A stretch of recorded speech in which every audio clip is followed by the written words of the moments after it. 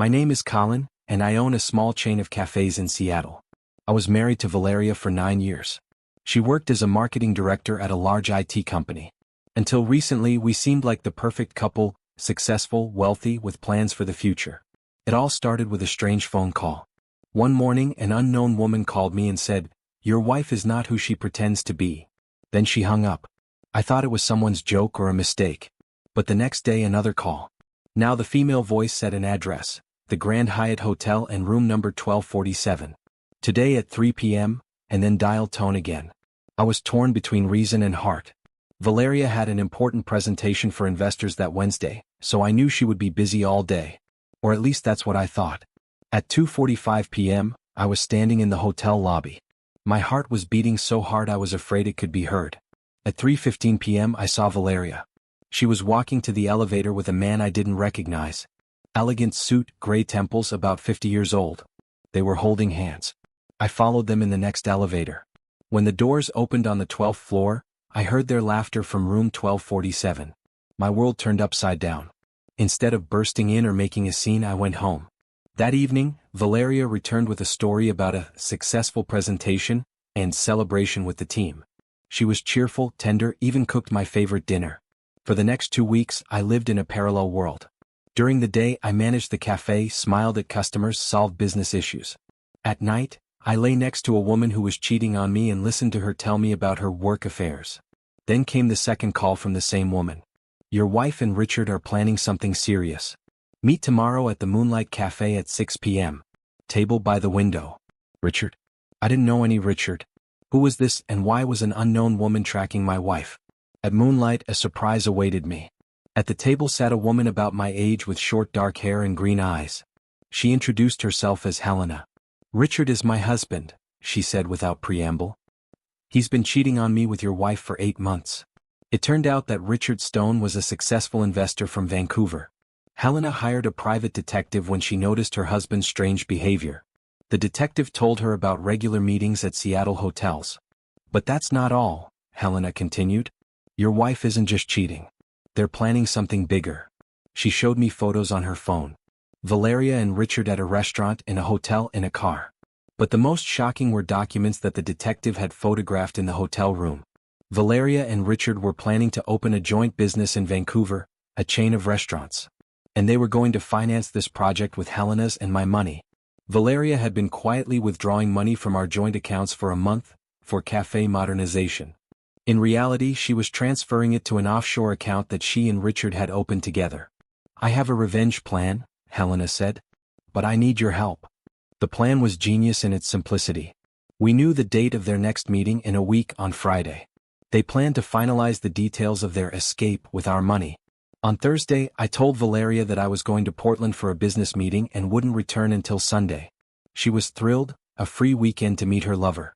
On Friday at 2 p.m., Helena and I appeared at the Grand Hyatt Hotel. But not as jealous spouses, but as representatives of the tax service. Helena worked as a lawyer and had connections in law enforcement. We hired 2 real tax agents who had the right to conduct surprise audits of financial activities. Richard, as an investor, regularly fell under such audits, so there was nothing suspicious about it. When the agents entered room 1247, Valeria and Richard were just signing documents for creating their company in Canada. On the table lay banking documents, offshore accounts, a capital transfer plan. "This is a routine audit of Mr. Stone's financial activities," one of the agents said. "We need to confiscate all documents related to your investment operations." Valeria and Richard tried to explain that this was just a romantic weekend, but the documents on the table said otherwise. The agents confiscated everything: documents, laptops, phones. But the real revenge started then. It turned out that Richard was hiding from Helena not only infidelity but also serious financial problems. His investment company was on the verge of bankruptcy due to failed cryptocurrency speculations. He planned to use our money not for a new business but to cover his debts. Helena, as a lawyer, knew how to make sure this information reached the Canadian Tax Service. Richard was prosecuted for tax evasion and illegal financial operations. As for Valeria, I showed creativity there. Instead of scandal and divorce through court, I did something different. I sold all our cafes within a week. My partner had long wanted to buy out my share, so the deal went through quickly. I transferred the money from the sale to an account that Valeria had no access to. Then I hired the best divorce lawyer in Seattle. But not to fight for property. On the contrary, I offered Valeria a divorce by mutual consent, with a division of all property in half. When Valeria returned from that failed weekend, she found divorce papers and a letter at home. In the letter, I wrote that I knew about her relationship with Richard, about their plans, and about the confiscated documents. But most importantly, I informed her that I agreed to give her half of all the property. The house, cars, even money and accounts. The only condition, I wrote, you must sign the documents by the end of the week. Otherwise, I'll turn over all information about your financial fraud to the police. Valeria was in shock. She tried to explain, make excuses, even threaten. But when she realized that Richard was arrested in Canada and their plans had failed, she signed the documents. The divorce went quickly and quietly. Valeria received her half of the property, the house, one of the cars, and half the money from the accounts. True, she didn't know that I had already transferred the main sum to another account after selling the cafes. A month after the divorce, Valeria learned that the house she received was mortgaged for a loan that I had supposedly taken to expand the business. The bank began foreclosure proceedings since there was no one to pay the loan after selling the cafes. The car turned out to be leased with a large debt. And the money in the account she got access to was frozen by the tax service due to suspicious operations related to Richard's scam. Now, a year later, I live in Portland and do consulting for the restaurant business. Helena sometimes writes, she also got divorced and moved to Toronto where she opened her own legal practice. Valeria? The last information I have, she lives in a small apartment on the outskirts of Seattle and works as an office manager. The bank took the house, the leasing company took the car, and the accounts remained frozen. Richard got 3 years in prison in Canada for financial fraud. Do I regret what I did? No. Betrayal is a choice. Stealing money is also a choice. I just help them get the consequences of their choices. The funniest thing is that Valeria still doesn't understand how exactly everything went wrong. She thinks it's just bad luck and coincidence. And I know the truth. Sometimes justice doesn't come by itself, but when someone helps it along a little. But my story doesn't end here. What happened next was even more shocking. 6 months after our divorce was finalized, I received another mysterious call. This time it was a male voice speaking with a slight accent. Mr. Collin? This is Detective Martinez from the Seattle Police Department. We need to talk about your ex-wife Valeria. My blood ran cold. Had she done something desperate? Was she trying to implicate me in some crime? She's been arrested, the detective continued, for embezzlement and fraud. Apparently she's been doing this for years, not just with you. It turned out that after losing everything in our divorce, Valeria had gotten desperate. She'd taken a job at a small accounting firm and had been stealing money from their clients' accounts. But that wasn't the shocking part. The detective revealed that they'd been investigating Valeria for over a year, even before our divorce. The FBI had been tracking a money laundering operation, and Valeria's name had come up multiple times. Her relationship with Richard wasn't just an affair, it was part of a larger criminal network. Richard Stone wasn't just a failed investor, Detective Martinez explained during our meeting. He was running a Ponzi scheme across 3 countries. Your wife was one of his key operatives, helping him access wealthy individuals' finances through her marketing connections. This revelation hit me like a truck. Our entire 9-year marriage had been built on lies. Valeria hadn't just started stealing from me recently, she'd been part of a criminal organization the entire time we were together. The detective showed me evidence that made my head spin. Bank records showing that Valeria had been siphoning money from my cafe accounts for years, not just the recent months. She'd been so good at it that my accountant never noticed the discrepancies. How much? I asked, dreading the answer. Over $800,000 across 9 years. She was very careful, never taking large amounts at once. Always during busy periods when cash flow was high, making it look like normal business expenses. I felt sick.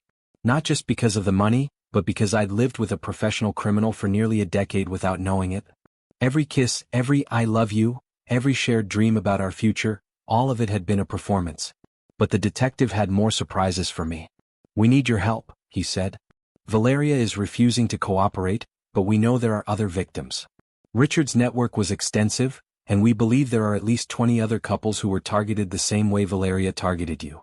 The FBI wanted me to help them understand Valeria's methods. How had she gained access to my accounts? What lies had she told? How had she maintained the facade for so long? As I worked with the investigators over the following months, I began to see my entire marriage in a new light. Those late nights at work, hadn't started recently, they'd been happening for years. I just stopped noticing because I trusted her completely. The expensive clothes she'd been buying for work presentations? Paid for with money stolen from my business. The surprise vacation to Hawaii she'd planned for our 7th anniversary? Funded by money laundered through Richard's network. Even more disturbing was the revelation that Valeria had been collecting information about all my friends and business associates. She had detailed files on their financial situations, family problems, and personal secrets. She'd been planning to expand her operation, using me as a gateway to steal from everyone I knew. Helena called me when she heard about Valeria's arrest. I always knew there was something more, she said. Richard had mentioned other partnerships, but I thought he meant business deals. I had no idea it was this extensive. It turned out that Helena's detective work had been instrumental in bringing down the entire network. The information she'd gathered about Richard's activities had helped the FBI connect the dots to similar operations in Vancouver, Toronto, and even as far as New York. The trial was a media sensation. Local news stations picked up the story of the Seattle cafe owner and the criminal wife. I tried to stay out of the spotlight, but it was impossible to avoid completely. During the proceedings, more shocking details emerged. Valeria had been married before twice. Both previous husbands had been victims of similar schemes. One had lost his house and business, the other had ended up declaring bankruptcy. She targets successful, trusting men, the prosecutor explained to me. Men who are focused on their careers and don't micromanage their finances. She builds long-term relationships, gains complete financial access, then systematically drains their assets while preparing for the next target. I realized I was lucky. Unlike her previous victims, I discovered the truth before she could disappear completely. The mysterious phone calls from Helena had probably saved me from losing everything. The sentencing hearing was surreal. Valeria, dressed in an orange jumpsuit, looked nothing like the sophisticated marketing executive I'd been married to. She was thin, her hair was unkempt, and she had dark circles under her eyes. When given the chance to speak, she finally broke down. "I never meant for it to go this far," she said through tears. "It started small, just a little money here and there. But Richard, he had control over me. He threatened to expose me if I didn't help him find bigger targets." She claimed she'd been a victim too, manipulated and coerced by Richard's criminal organization. But the evidence told a different story. Financial records showed that she'd been stealing money even before she met Richard. He hadn't corrupted her, he'd simply given her a more sophisticated network to work with. The judge wasn't sympathetic. "Mrs. Johnson," he said, "you systematically betrayed the trust of multiple victims over more than a decade. Your actions weren't the result of coercion, they were calculated, deliberate, and devastating to your victims." Valeria received 12 years in federal prison. Richard, as the ringleader, got 25 years. The other members of their network received sentences ranging from 5 to 15 years. But the story still wasn't over. 3 months after the sentencing, I received a package with no return address. Inside was a letter from Valeria, somehow smuggled out of prison. "Colin," it read, "I know you'll never forgive me and I don't expect you to. But I need you to know that not everything between us was a lie. When I first met you, I was planning to run a simple con and disappear within 6 months. But you were different. You were kind, genuine, and you trusted me completely." She went on to explain that she'd actually tried to quit the criminal life after our 2nd year of marriage. She claimed she'd fallen in love with me for real and wanted to start over. But Richard's organization didn't let people quit easily. "They had evidence of everything I'd done," she wrote. "Richard threatened to destroy both of us if I didn't continue. Every year I told myself it would be the last year. I kept thinking I could find a way to pay back what I'd stolen and start clean with you." The letter was 12 pages long, filled with details about our marriage that only she would know. She wrote about quiet moments we'd shared, private jokes, dreams we'd talked about late at night. Reading it was like getting a glimpse of the woman I thought I'd married. But then came the final paragraphs and everything changed again. "I'm writing this because you deserve to know the truth about Helena," she wrote. "She wasn't an innocent victim who accidentally discovered her husband's crimes. Helena was Richard's original partner. She recruited me into their organization 5 years ago." My hands shook as I read the next lines. The mysterious phone calls, the meeting at the cafe, the revenge plan, it was all orchestrated by Helena. She knew Richard was getting too reckless and that law enforcement was closing in. She needed someone to take the fall, and you and I were perfect targets. According to Valeria, Helena had been planning to eliminate both Richard and her, keeping all the stolen money for herself. The tax raid, the evidence gathering, Even my elaborate revenge plan, Helena had guided all of it to achieve her own goals. She played you perfectly, Valeria wrote. She knew exactly how to make you feel like the hero getting justice, when really you were just another pawn in her game. Check the Vancouver business records. Check who really owns the properties Richard claimed to have lost. You'll find Helena's name everywhere. I didn't want to believe it, but I had to know. I hired my own investigator to look into Helena's background. What he found shattered my understanding of everything that had happened. Helena wasn't just Richard's wife, she was the mastermind behind the entire operation. Richard was the charming front man who seduced victims, but Helena was the one who planned every detail, managed the finances, and decided who to target next. The properties in Vancouver that Richard had supposedly lost due to bad investments? Helena had quietly transferred them to shell companies she controlled months before Richard's arrest. The frozen accounts, the bankruptcy claims, all fabricated to hide millions of dollars in stolen assets. Even more disturbing, my investigator discovered that Helena had been watching me for over 2 years before the first mysterious phone call.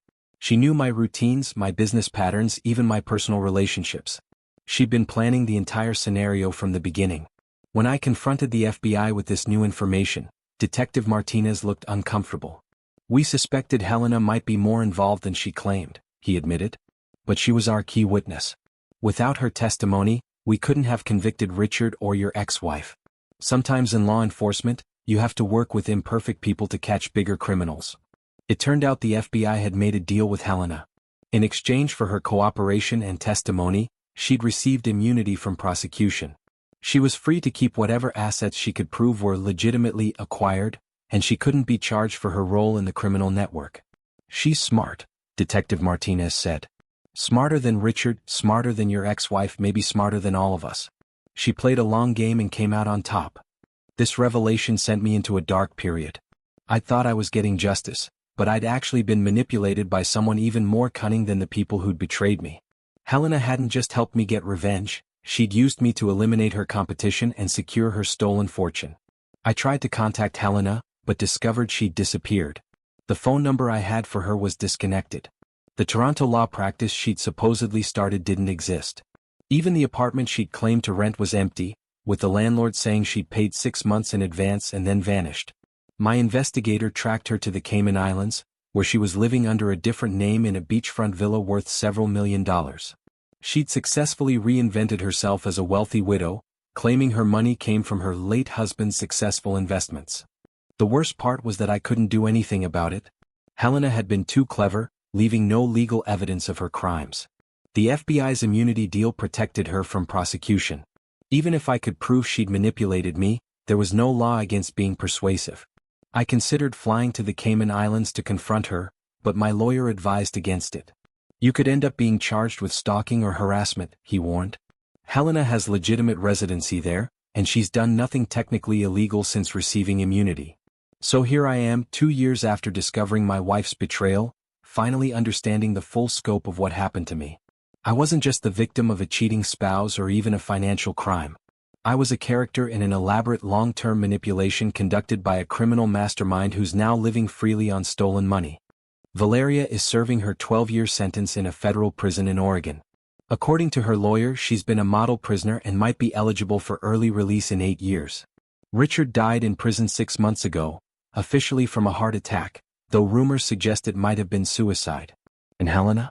She's probably on a beach right now, sipping champagne paid for with money stolen from dozens of victims like me. Do I regret the choices I made? It's complicated. Part of me is glad that Valeria and Richard faced consequences for their crimes. But knowing that the real mastermind escaped justice leaves a bitter taste in my mouth. I've learned that revenge isn't always as satisfying as it seems, especially when you discover you were just another tool being used by someone smarter and more ruthless than you could imagine.